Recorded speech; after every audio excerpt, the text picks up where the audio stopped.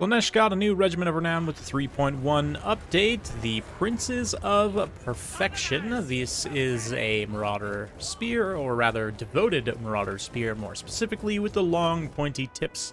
They've got Soporific Musk, which is a decent contact effect, quite nice for stacking, especially if they're supporting, like, a duel of large targets, or, like, large monsters, or characters, or whatever, supporting against cavalry or various more important, expensive targets. Especially, it will be quite nice. Of course, they're devoted marauders. They've also got perfect vigor, which is decent. I mean, they are devoted marauders, which means they're relatively squishy. Only 15 armor. Pretty good melee defense at 41. Decent melee attack as well. I mean, yeah, typical very poor armor piercing in melee damage. But obviously, the armor piercing for Slaanesh can come from elsewhere. Today, in Coop's build, it's coming from these Exalted Demonettes.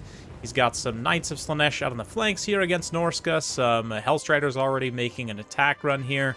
Herald of Slaanesh. And yeah, then some Chosen along with some other devoted Marauders. Just the basics. Some more Knights over here. And some more Hellstriders against this Norscan build consisting of Throg, War Shrine Mammoth. It's interesting to get the War Shrine here. I mean, the physical resistance doesn't really help much against the magic damage that Slaanesh can bring on a lot of their units, especially the demonic units. So I would have preferred to maybe see the anti-large javelin variant that can at least do some passive DPS with its javelins. You know, that little ranged attack does make a slight difference sometimes. So we've got some berserkers on the flanks, front line of marauders, some hunter javelins, and some metal sorcerer as well, with two Famir great weapons. I think the dual hand weapon Famir before had anti-large in 3.0, which was not intentional. That has since been fixed, but now you're forced to bring the actual anti-large variant. It's supposed to be anti-large, which is the great weapons. They're pretty decent. I don't know if I totally love the pick against Slaanesh. I think the main downside of this Norscan build is that it's pretty thin and tall, and the hunters are pretty vulnerable here to getting attacked. We see the Fury summon from the Slaanesh. I know Koops is a huge fan of that. It's a super strong ability for Slaanesh to try and shut down some missiles. We see that immediately happen here. The War Shrine going to try and respond, but yeah, Chosen of Slaanesh just duking it out here. On the far side, the Princes of Perfection get a hysterical frenzy, juicing up their melee attack. I mean, they're, yeah, get one extra armor piercing damage, which is definitely something to write home about, but just helping the Forsaken trade against these Berserkers,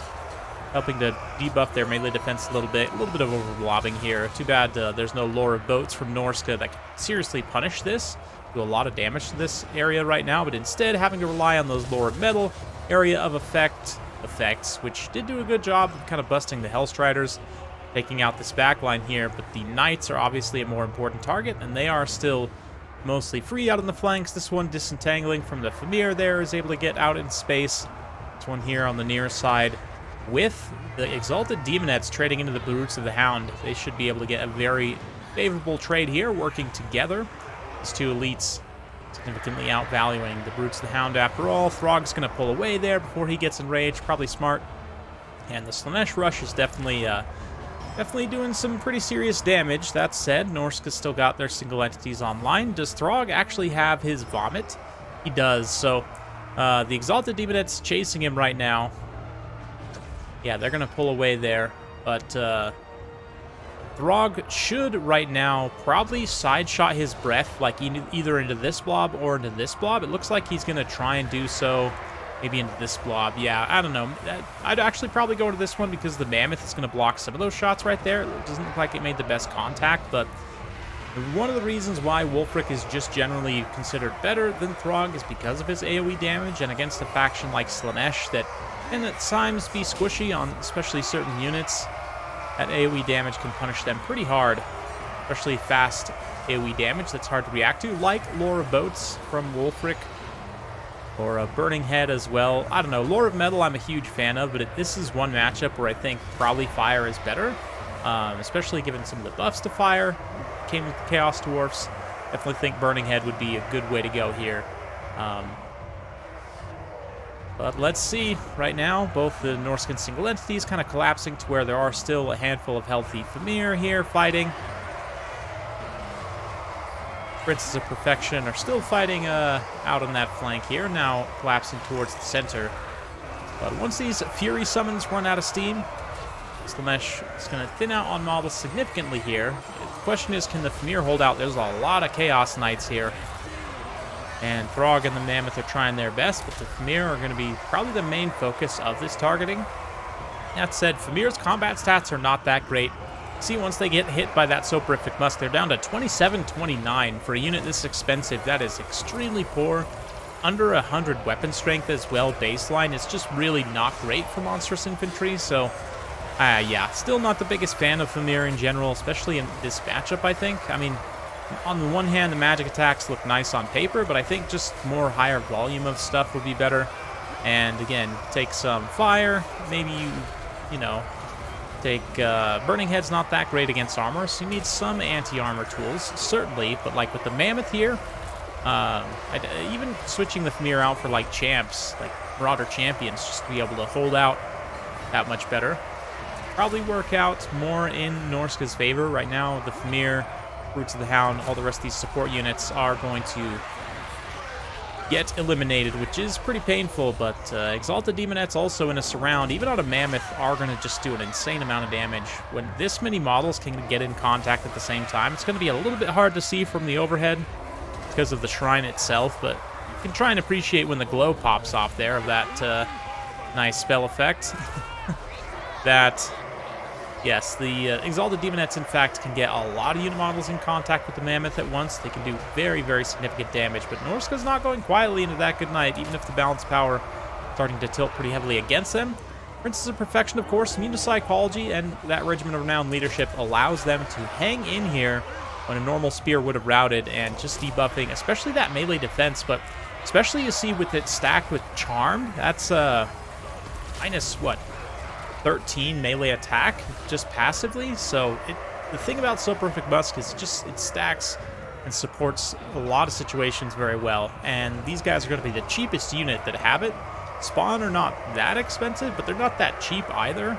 That's not a unit that you want to be just throwing around and losing, and obviously Fiends are even more squishier and expensive, so as like your most cheapest, reliable source of Soporific Musk, I definitely like the Princes of Perfection. They also managed to get some pretty good value here, trading into various targets. I was kind of surprised. I mean, that initial engagement against the Berserkers, I don't think was the most efficient, maybe a little bit of overblobbing there, but actually using them in tandem with the Forsaken to just decisively beat the Marauders was pretty interesting, I have to say.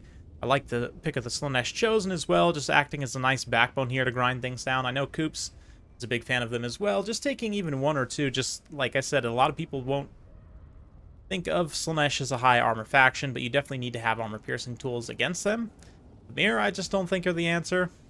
Both of them tend to underperform. Even the Mammoth itself has a little bit of a rough time, as does Throg. Yeah, a lot of things in this build are generally going to have a rough time performing just due to the nature of how things played out. Brutes of the Hound paid for themselves, though, which is nice to see. Back over to Slaanesh. Yeah, Exalted Demonettes do a great job as well. The Knights tactically were pretty nice. They didn't get a lot of raw damage themselves, but one of them actually almost pays for themselves. So that's pretty nice to see. Anyway, let's go ahead and just talk a little bit more about this ROR and just kind of Slaanesh in general. So, taking a look here. Yeah, so they're 750, which is definitely more towards this kind of center of mid-tier, right? As opposed to the regular ones, but you definitely pick up, obviously, Perfect Vigor is nice if they can survive. They also get Expert Charge Defense, didn't realize that. Against Norsca specifically, that's actually quite useful, or any faction with high charge infantry, which is relatively rare. It's not totally uncommon, like Beastmen, pretty much as a rule, all of their units could be considered that for the most part. Yeah, and then obviously like Forsaken themselves, or Berserkers, definitely, for Norsca, are one of the highest charge infantry in the game, so, I mean, 33 charge bonus with that Frenzy active, definitely gives them a pretty serious punch, so being able to brace these guys up and just take that charge without taking all that extra damage is quite nice. Of course, they also get the Mark of Slaanesh, which is still quite strong even after nerfs. That Strider, a little bit of physical resistance, immune to psychology, as we saw there, especially for anti-large units, tends to be more useful because units that cause terror tend to be large, as a general rule. So And the Soporific Musk, of course, is awesome. They also pick up Silver Shields, something else I kind of neglected to talk about, but you can see clearly from their unit model that they have the larger, like, Chosen-style shields, right? So they do pick up more missile block chance, just overall a better unit. And at 750, I definitely think they are a pretty easy add into any army for Slaanesh. Won't be available for Warriors of Chaos because they're devoted Marauders specifically, but definitely we'll see some use for Slaanesh. Again, quite a bit cheaper than to bring a spawn, but even probably would support, like, if you had, you know, line of spears and spawns, right? Something like this.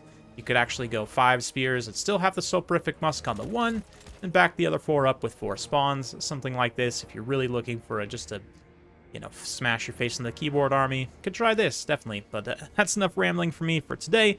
Hopefully you enjoyed. If you like this sort of content, be sure to like, subscribe, hit that bell notification. Every time I upload a new video, you'll be notified. Thanks again. We'll see you next time.